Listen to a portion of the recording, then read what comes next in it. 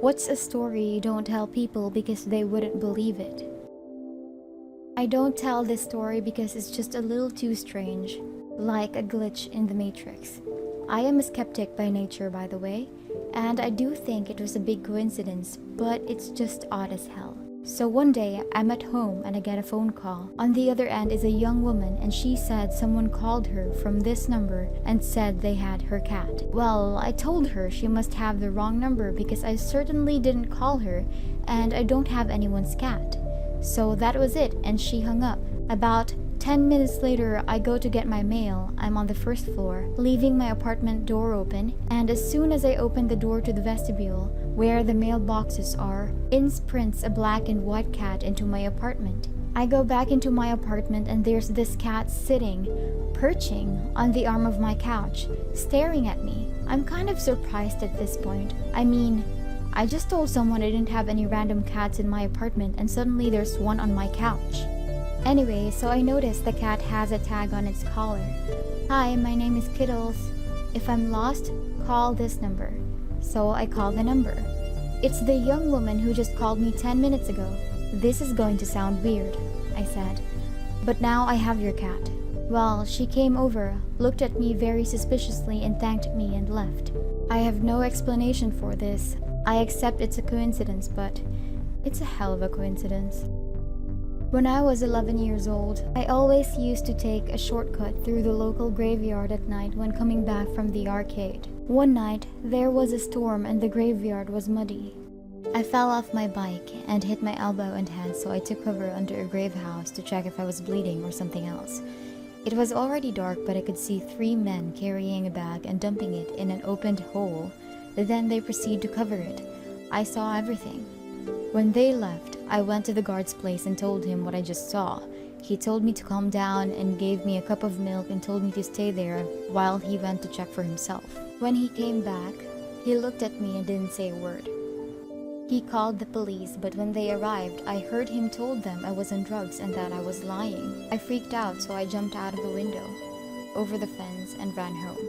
They found a decapitated body 3 days later.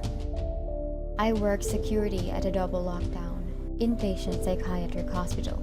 We have several units that specialize in both chemical dependence and mental health disorders.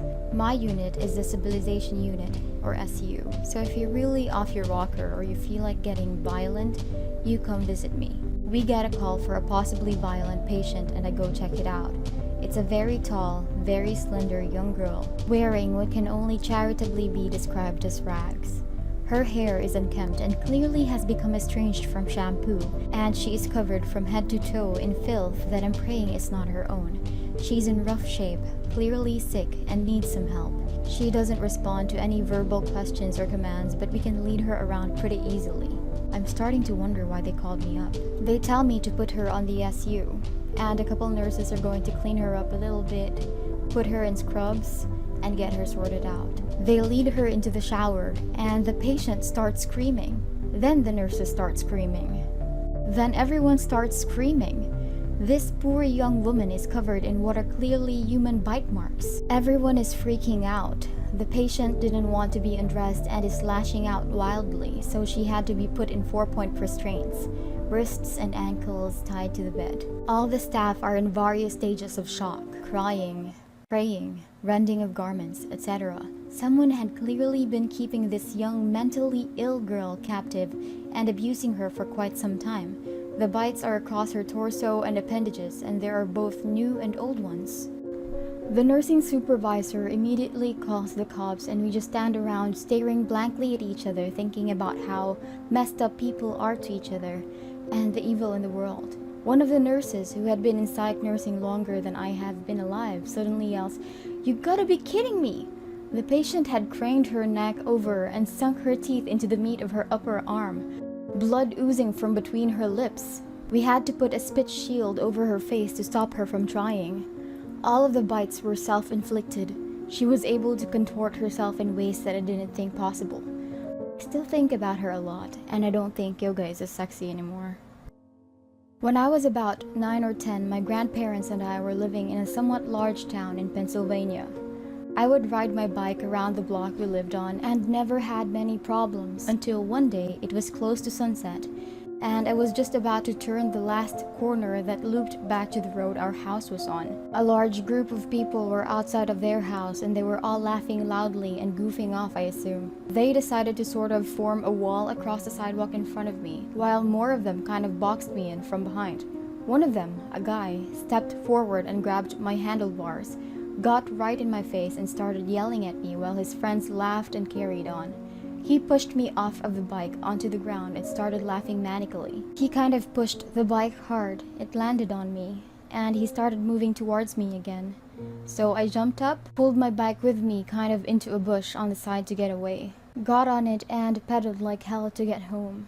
My grandma was pretty pissed I was banged up, but thought it was my fault for being a stupid kid. About 2 weeks later, I found a newspaper on the kitchen table with that guy's face on the front cover. He was arrested for killing an old lady just down the road from our house. My grandma never believed me, but I could never forget that guy's face. My brother was chilling in his room in the basement last summer, playing Xbox with his headphones on.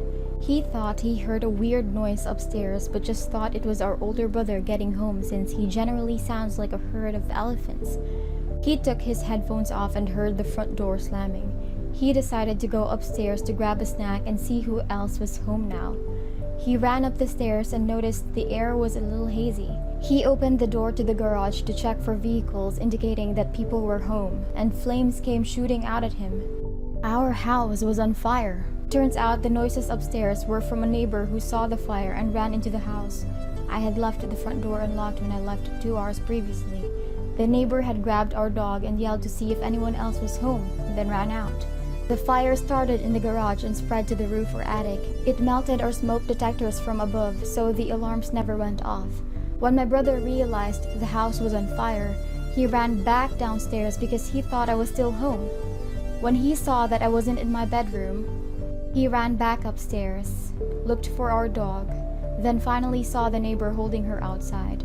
He took 5 steps outside, saw that our mom's vehicle and the driver was very close to the fire, and thought he should grab her keys to back it up.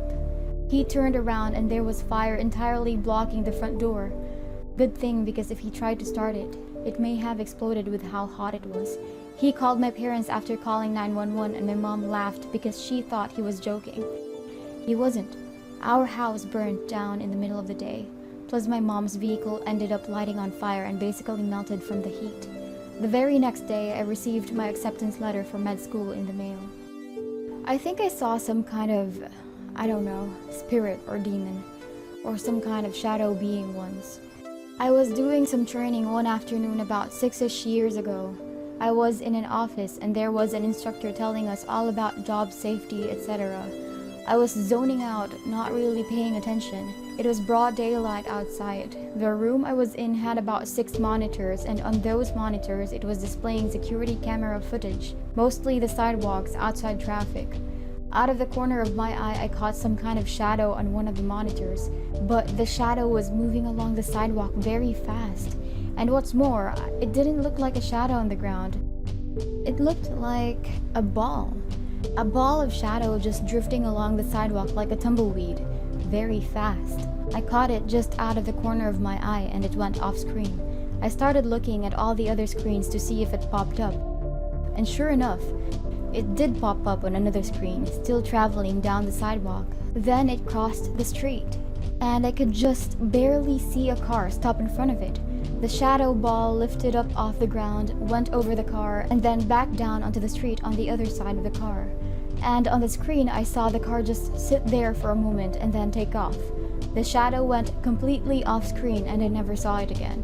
Now, as with all claims like this, it could have been anything. Who knows? But it was very unsettling to see. The light would almost bend around it, wherever it would move, and it was translucent. And whatever it was, that car saw it too and stopped. Somewhere out there, someone else saw that thing, and I'll never meet them and be able to ask if it was as weird looking as I thought it was. And truth be told, today is the first time I have ever told anyone that story. Honestly, I probably wouldn't believe me.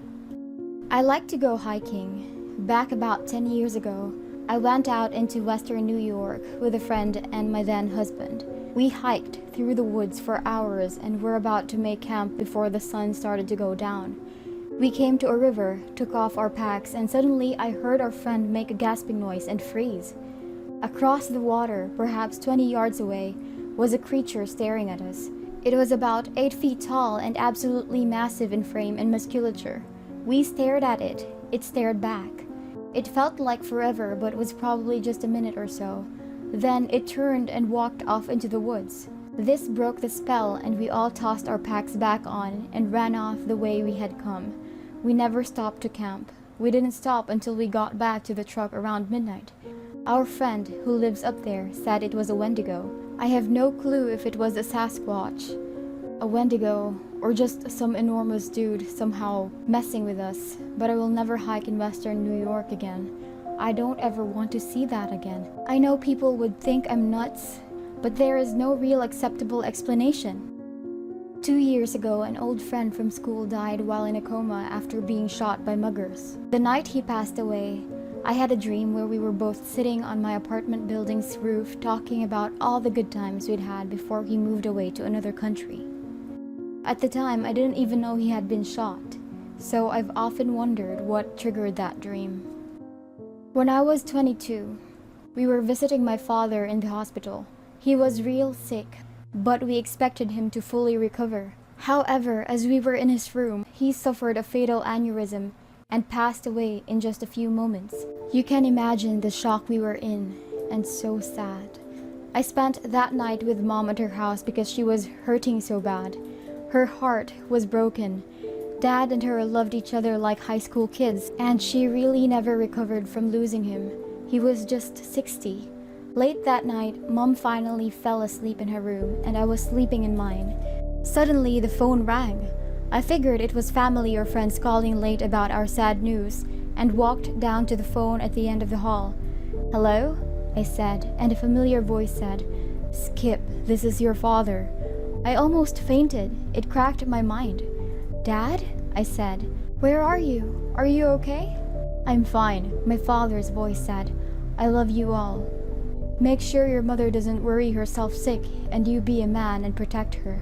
"I will, Dad. I promise," I said. "I have to go now. I love you, son," he said, and the phone went blank. Not a dial tone, just deep quietness. By sunrise, I had talked myself into believing it was all a dream. But at the breakfast table, Mom said, "Honey, who were you talking to on the phone last night? I saw you walk down the hall and I could hear you talking to someone." So I told her, and she believed me, and that's the end of my story. It's okay if you don't believe me. I'm not selling a belief system or making it up. It happened, and that's all I need to know. Thanks for your time. This was when I was in India for the summer, spending time at my grandma's home in the mountains of Missouri. We, Grandma, Mom, sister, and I, were halfway through our hike and finally rested at a nearby cliff. It was getting rather dark, so we kept our distance away from the cliff, just to be safe. Out of nowhere, a human hand comes up from the edge of the cliff. We all stood in shock and fear as it just rested there. We were expecting a hideous face to pop up from the edge, but instead, something flies up into the sky and zooms off into the canopies. When I looked back at the edge of the cliff, the hand was gone.